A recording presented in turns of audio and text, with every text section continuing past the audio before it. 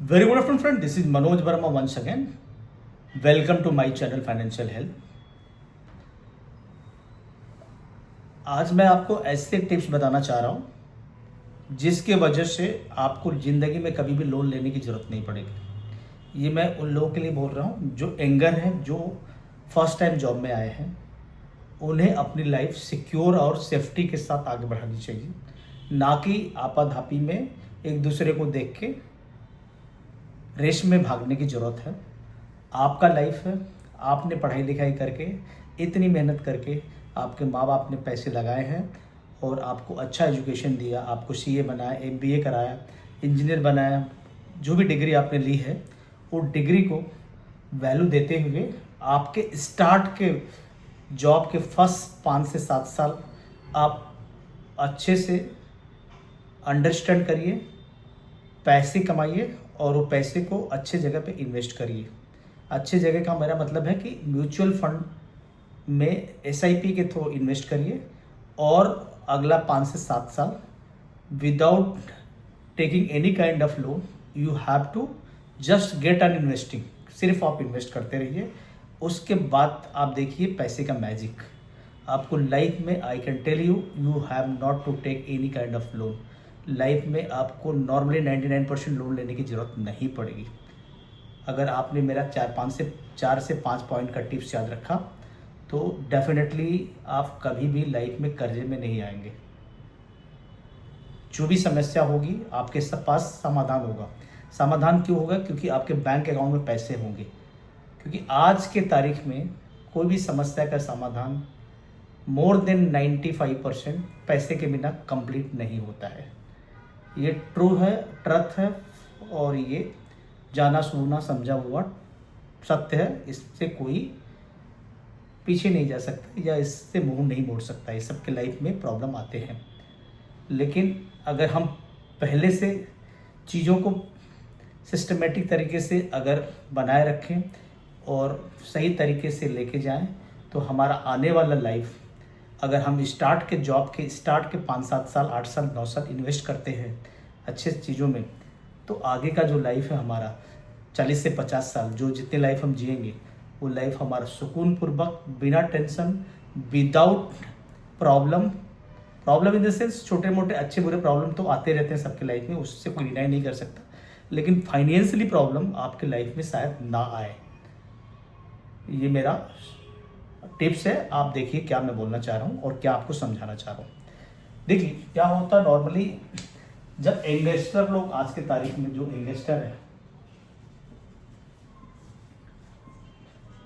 Job पे लगते हैं, मान लिया पढ़ाई लिखाई कर रहे हैं, किसी ने सीए किया है, किसी ने एमबीए किया है, किसी ने बीटेक किया है, मतलब एटसेट्रा एटसेट्रा, एमबीबीएस है, डॉक्टर की डिग्री किया है, सब ने सब कुछ किया है, बट वो अपने फील्ड में मास्टर है। लेकिन फाइनेंशियल फील्ड में हर कोई मास्टर नहीं होता। जो फाइनेंस का बंदा है वही फाइनेंशियल फील्ड में मास्टर होगा। तो हम एक छोटा सा टिप देना चाहते हैं। जैसे आप कॉलेज से बाहर आते हो, फर्स्ट जॉब आपका मिलता है, आपने मान लीजिए सीए एमबीए अच्छे कॉलेज से बीटेक वगैरह किया है, तो मान लीजिए कि आपको 1 लाख रुपए की सैलरी मिल जाती है फर्स्ट जॉब में। 1 लाख या 75,000 की भी सैलरी मिलती है, तो उसमें कोई बड़ी बात नहीं है फर्स्ट जॉब में। मेरा टिप्स क्या है? सबसे पहले ये 75,000 या 1 लाख जो भी आपका फर्स्ट जॉब में मिल रहा है, उसमें से सीधा 25,000 every month SIP monthly basis पे आप करिए अगला 7 से 8 साल के लिए। अब आप देखेंगे मैजिक। 7 से 8 साल का जो भी आपने एसआईपी किया है, वो एसआईपी का जो मैजिक है मैं आपको बताता हूँ क्या होगा।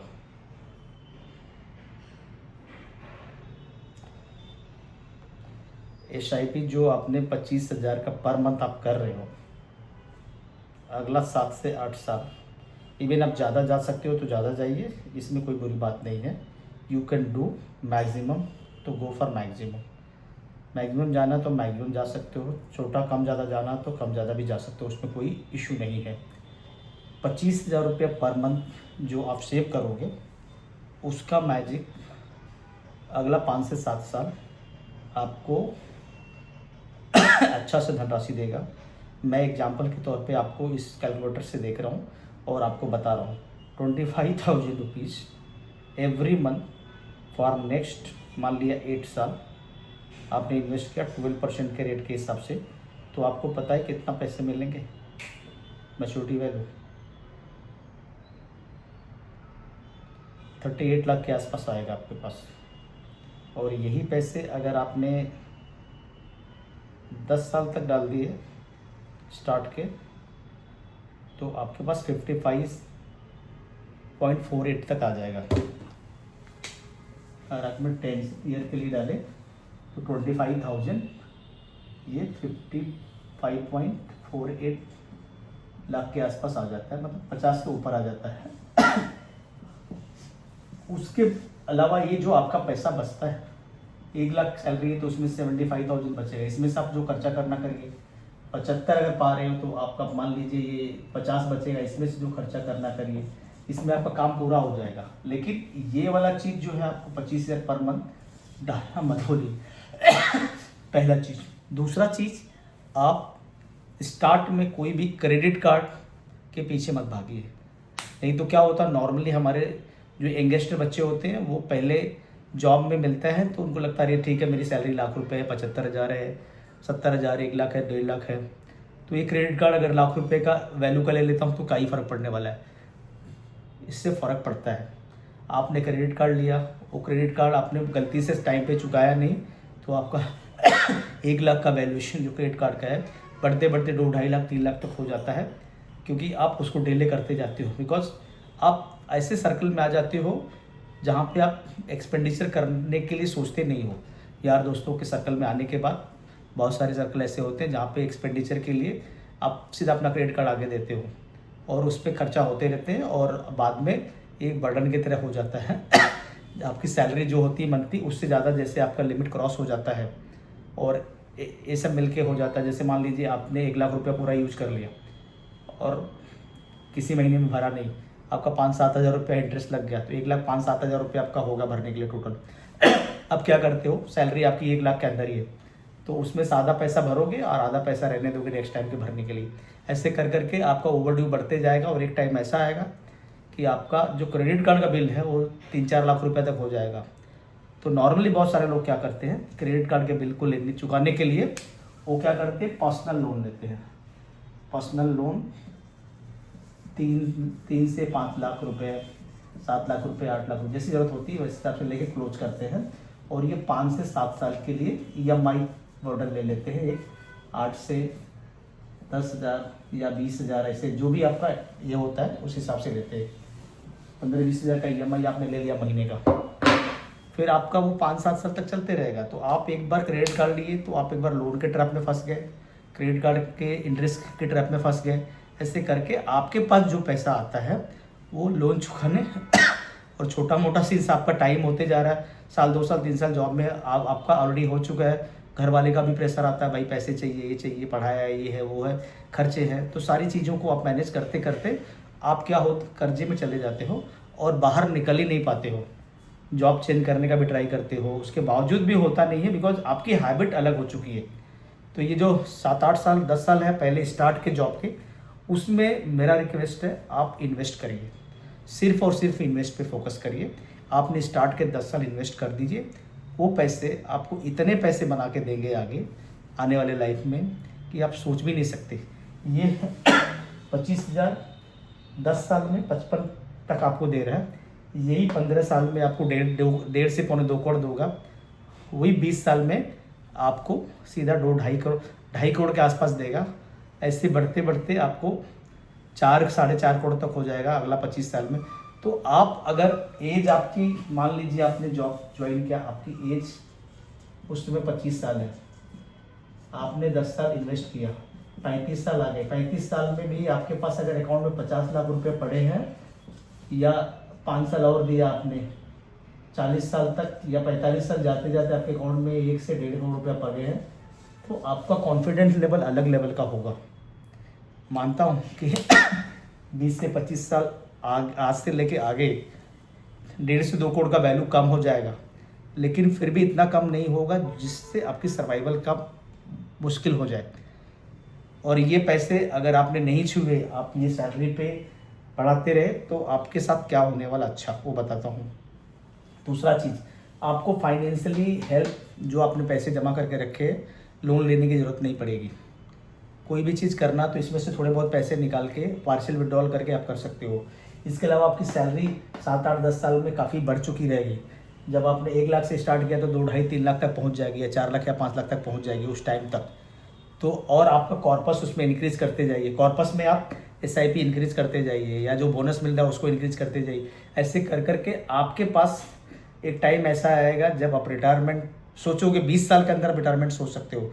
25 पे लगे हो, 40 मतलब 45 साल में आप सोचो कि मैं अभी इसके बाद काम नहीं करना है, तो आपके पास कॉर्पस 8 से 10 करोड़ रुपये पड़े होंगे। इस टाइप से आप जो है काम कर सकते हो। मैं 12% के रेट के हिसाब से बात कर रहा हूँ, जो सभी गाइडलाइन के अंदर है वही मैं बता रहा हूँ आपको। तो लंबे टाइम तक आपको 12% एटलीस्ट एवरेज मिलता है। तो उस हिसाब से आपके अकाउंट में अच्छे खासे पैसे होंगे और कॉन्फिडेंटली आप रिटायर का सोच सकते हो 40 से 45 साल के अंदर, और आगे का लाइफ आप इन्वेस्ट करके काफ़ी अच्छा लाइफ स्टाइल जी सकते हो। आपको काम करना तो करिए, नहीं करना है तो आपके पास सरप्लस पड़ा है, कॉर्पस आया है आपका, आप उसे यूज करके उसे मल्टीप्लाई करते रहिए और उसमें और पैसे जोड़ते रहिए, जो मैं बताना चाह रहा हूँ।